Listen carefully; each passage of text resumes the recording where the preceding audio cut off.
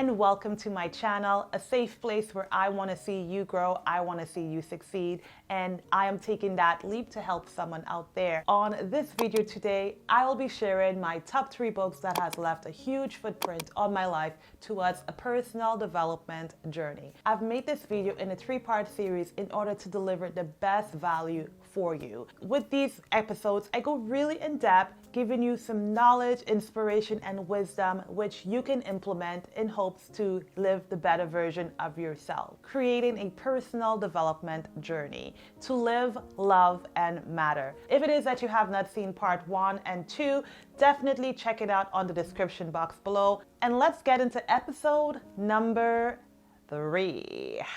Haha, we made it to the big top 3.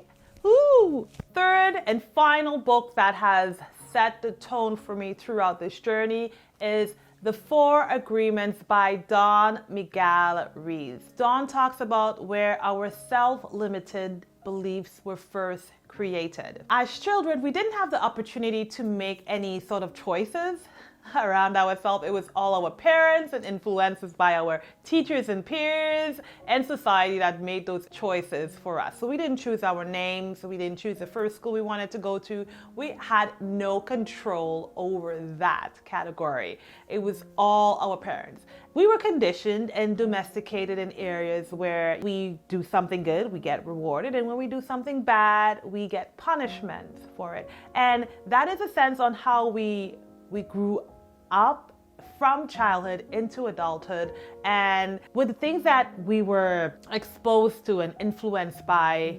religion and beliefs and society, it molded our minds into who we are as people. Now, some of these beliefs that we learned are not necessarily right or wrong, in a sense that how does your mom know what she was doing was right, or your dad what he was doing was wrong? Whatever our parents and whatever we were influenced by really formed and shaped everything about us. We became conditioned and domesticated. So as adults now, that's something that we have and carry with us, and in a way it messed us up, to be honest, because we then held on to those beliefs, and some of those beliefs were not even right in the first place. With the 4 agreements, he talks about shifting your agreements. You get to choose how you want to see things, because we grew up to accept what our parents and what we learned from society and religion and teachers and peers and influencers influenced us with. And he believes we should question. We should question these upbringings that we were influenced with in our lives. With the 4 agreements, it means breaking free from society's structure and forming your own agreements that we can make for ourselves and that we can choose. The first agreement that he says is to be impeccable with your word. Words have power, so you gotta know what you're telling yourself, what you're feeding yourself. And by being impeccable with your word, you're being true to yourself, you're being true to your own being. You're not being a fake person, you're not trying to please anyone. You're being as honest and as real and as impeccable without creating sin to yourself. Because like you said, the word impeccable comes from the word sin. So you're not causing sin to yourself. So when you're impeccable with yourself, you have nothing to be afraid of. Like, you are being you in this body and in this form. And we do have to realize that words have power. It is so powerful. Whatever the mind can think and say, it is created. So just be careful on what you're telling yourself. You don't want to be telling yourself you're ugly. You want to believe you're ugly. You want to be telling yourself good things. You are beautiful. You definitely do want to become aware of the words that you are feeding to yourself and around others. It's almost like a curse. I feel like your words can either create you or destroy you. So be impeccable and honest. The next agreement is to not take things personally. And I found this agreement to be hard. No word of a lie. Do not take things personally. What do you mean by that, Don? Don puts it in a way that you cannot take anything personally. Whatever someone is doing to you is not a reflection of you, but it is a reflection of them. They woke up on the wrong side of the bed. You don't take that personally. That is an entire reflection on who they are as a person. Someone calls me ugly. It ain't me you're calling ugly. It's a reflection about you. You're seeing yourself as one ugly person. Not you directly, but you know, the third party person. This is something that I always have to try to remember, that absolutely nothing, like whatever anyone is doing in this world is not a reflection to me directly. It is a reflection about them. So why take things personally? Why allow myself to be consumed on how they are reacting towards me over something that I didn't really cause? It's a reflection about them, and that has honestly helped me a lot now, that whenever I am in some sort of situation where someone's overreacting, I am able to set myself to a place where I'm like, okay, they're just acting out right now. It's not because of me. They have some underlying issue that they're trying to figure out, but they're just trying to use me as a punching bag. I'm not really going to let that happen, and I'm not really going to take it personally. And personally, this is a lot of work. A lot of work to like try to mentally tell yourself to not take something personally.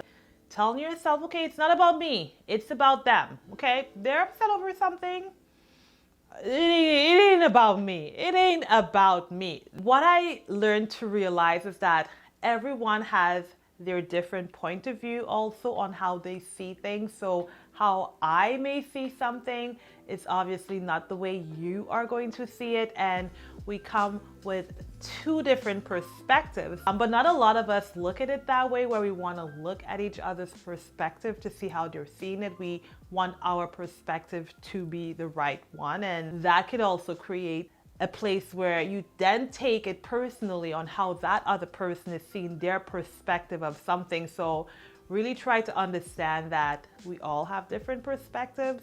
You may see this video with a different perspective from how I am seeing it, and I'm not going to take it personally if you don't see it the way that I see it, but you see it in a form of your own perspective. What you have to realize is that know who you are deep within, and once you get a sense of your morals and values and know who you are as a person, it does become a lot easier to not allow things from the outside factors of our world to consume us and then make us take it personally. Truthfully, to be honest, we don't need validation from anyone.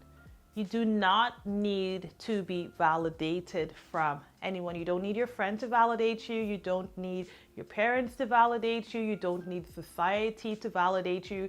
Because the minute we accept these validations from people, that's also another way how we then take things personally. If someone is calling you a certain way, you then believe it. Know where you stand. Know the things that you can tolerate and the things that you cannot tolerate. Know the things that you want to do. Like, just get to know you as an individual, and whatever someone has to say, it ain't your business, baby, because you know who you are as a person.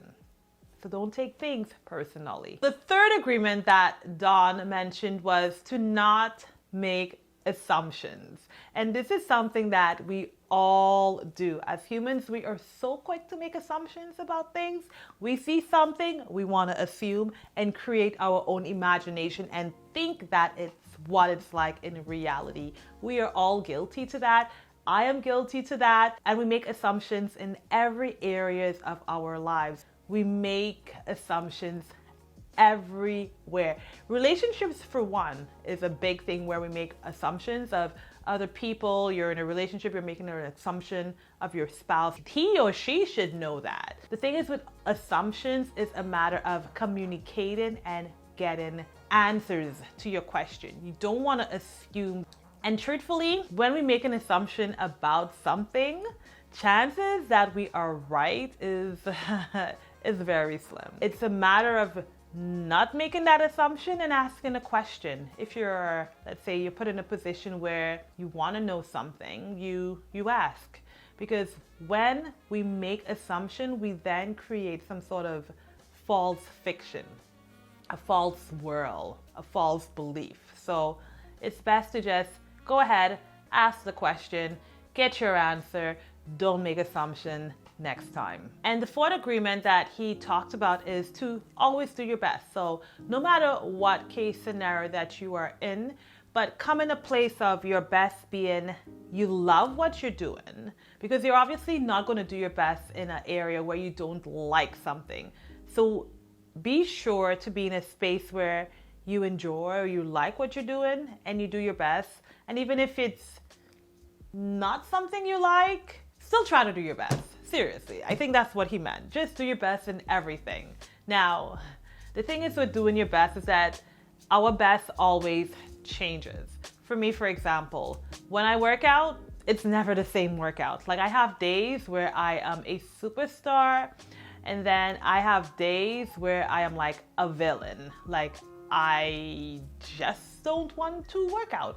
I want to sit down, I want to chill, I want to complain. But then I work out and it's not the best workout, but I'm still doing my best because I've already dedicated the time to show up. And even though I am not feeling in my best 100% self, I still put out, even if it's like 30-40%. And that 40%, I try to make it 100% at the level of what my best is. Always trying to seek to do your best comes in a good place of growth.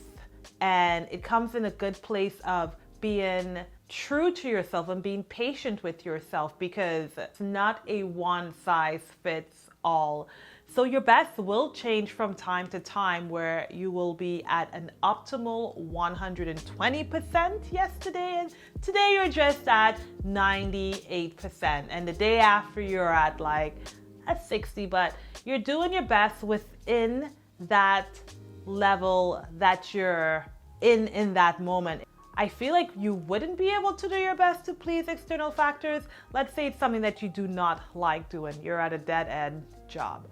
You're not going to do your best because you hate it. You hate your job, but you're going into work just to get a paycheck because life requires you to pay bills and all of that. And even though you really hate your job, you're still going in and you're complaining and you're not performing well. And I have been there. I know exactly what it's like to be at a crappy dead-end job where you hate your life, but you're still showing up, not doing your best.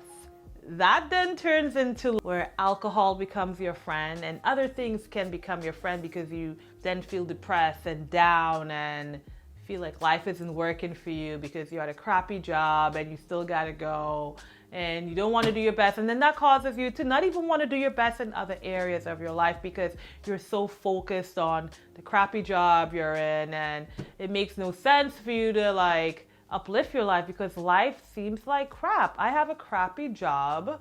I hate everything around me seems like crap. So I'm not going to like do my best. Like, why? To a sense, that's what happens to us. You know, like when we're put in a position where we're not happy with something, everything else almost like turns in that way where it doesn't feel fulfilled. It doesn't feel happy. Remember, if it is that you're in a crappy job that you don't like, you have the choice to choose to get out of it, do something that will fulfill you. Just always remember that.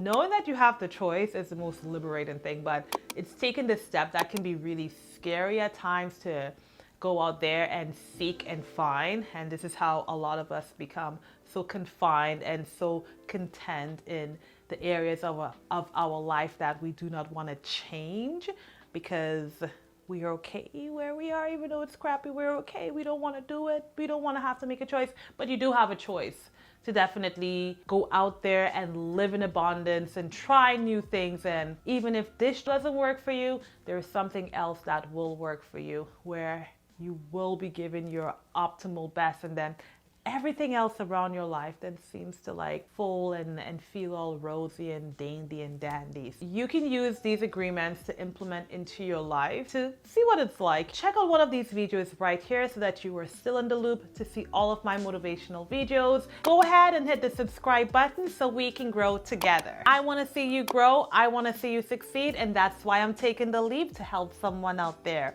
Until next time, bye.